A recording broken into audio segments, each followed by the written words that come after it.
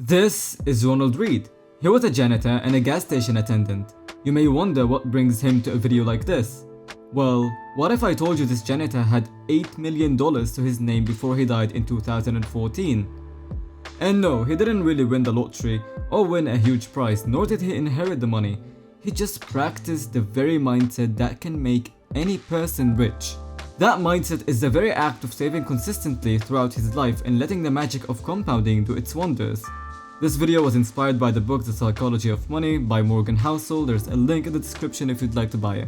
Truth be told, a lot of people think that achieving financial freedom or even getting rich is rocket science when it's not. Believe it or not, accumulating wealth is more about your daily behavior than it is to do with your intelligence. See, most people have this desire to get rich quickly, but the reality is far from that. Take for example Warren Buffett. $81.5 billion of Warren Buffett's $84.5 billion net worth was acquired after he reached his mid-60s. So how did Warren Buffett get this rich? The thing that sets Warren Buffett apart from other investors is that he has been making good investments since he was just 10 years old, and those very investments let the effect of compounding do its thing. So what is compound interest? To simply explain it, let's say for example in 2015 you invested about $100 that year, and your investment made an 8% return that year. That would mean that you made about 80% on top of the initial sum you've invested. In 2016, your investments have made a 6% return that year. That would mean that on top of the $1,080 you now have, you've made 6% more. In other words, you've profited that year about $64 on top of the $1,080 you've already made. And that initial $1,000 you've invested is now $1,144. If you continue investing consistently for the next 10 years, for example, with a return rate of about 8%, that $100 we initially started with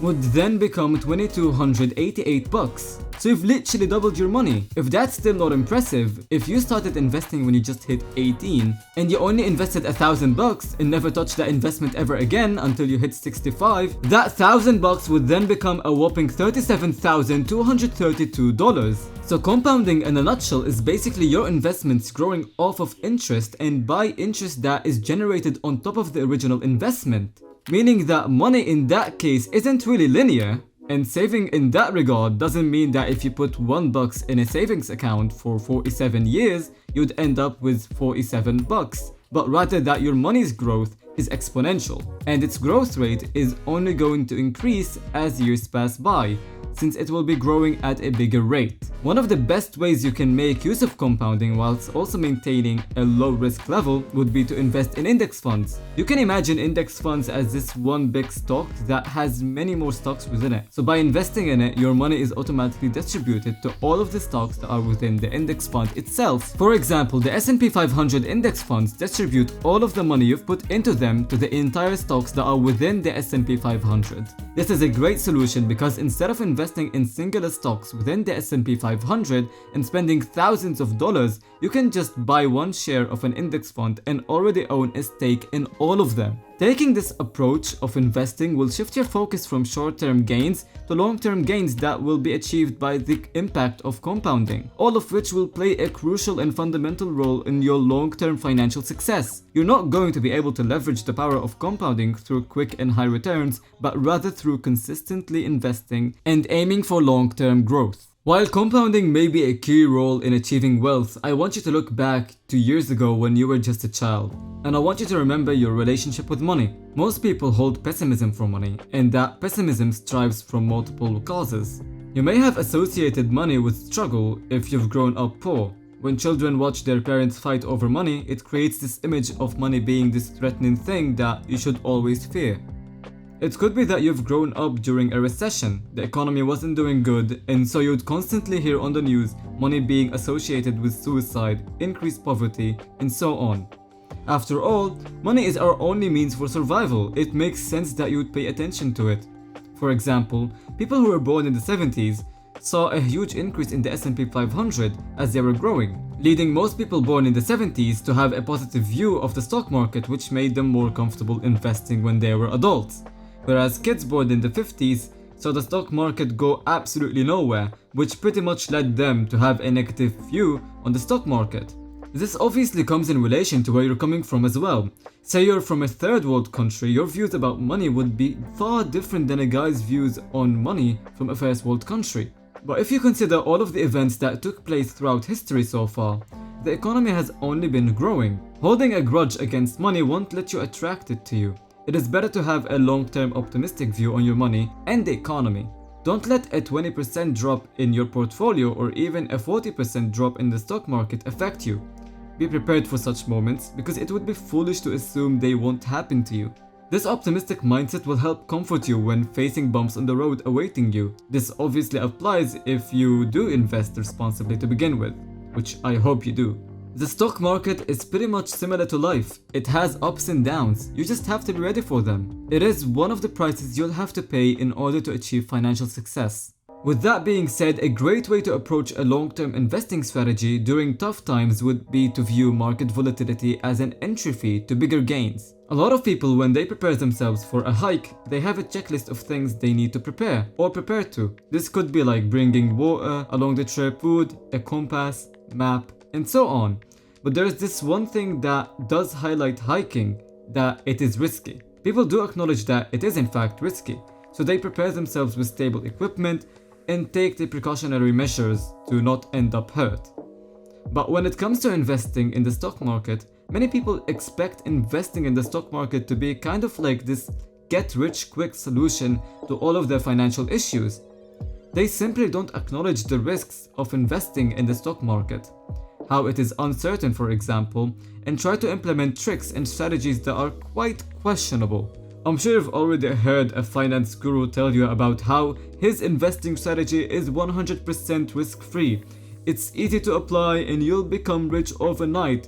The market is about to boom. If you take, for example, the S&P 500's growth over the past 50 years, you'll find that it has an annual return rate of about 10.757%, dividends reinvested of course. But if you look at the amount of dips and rises the S&P 500 had over the course of these 50 years, you'll find out that there are many. Rather than trying to sell out before a dip or buying before a boom, you'd be better off keeping the money and accepting the price of entering the stock market, which does not only cost you a monetary value, but also an emotional turmoil, uncertainty, and risk. Acknowledging that successful investing comes with a price is crucial for your financial success, and it acts as a reality check for all of us before making irrational decisions with our money. Speaking about growth, most people fail to realize that a lot of what drives the market's growth are rare occurrences that are well outside of the norm. You know, when a video explodes on YouTube, you check out the content creator that made the video, and usually the video that has exploded has far more views than the rest of the videos. Or for example, a comedian makes a lot of jokes,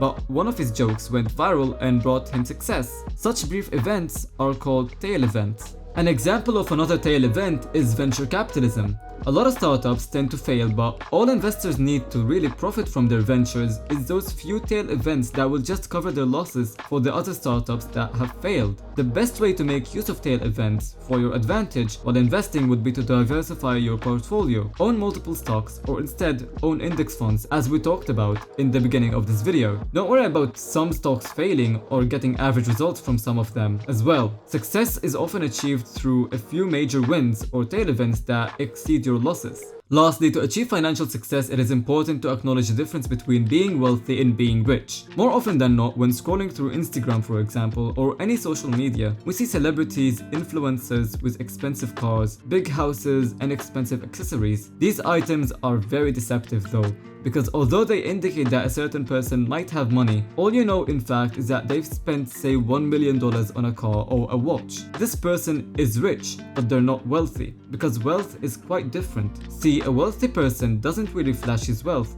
but in reality, wealthy individuals own a lot of assets rather than flashy items. It is very hard to see their success because it is hidden, and quite frankly, they typically live a very humble lifestyle. Because they know the value of money and what truly matters to them. They acknowledge that owning assets that contribute to their wealth, such as stocks, houses, businesses, etc., will be always better than buying materialistic possessions that are liable to your wealth. Instead of aiming towards a materialistic life, you should try to find more meaning in the things you do and enjoy life for what you have. Hoarding materialistic possessions will keep you chasing the next big buzz, when that's not what life is all about. You should instead aim to use your free time efficiently and effectively, since if there's one currency that is more expensive than money, it is time. It's the only finite resource that is more expensive than money, but the highest dividend money can ever pay you is the luxury of controlling your time while you still can. With that being said, if you like this video, please subscribe as it means a lot to me. Thank you for watching. Peace.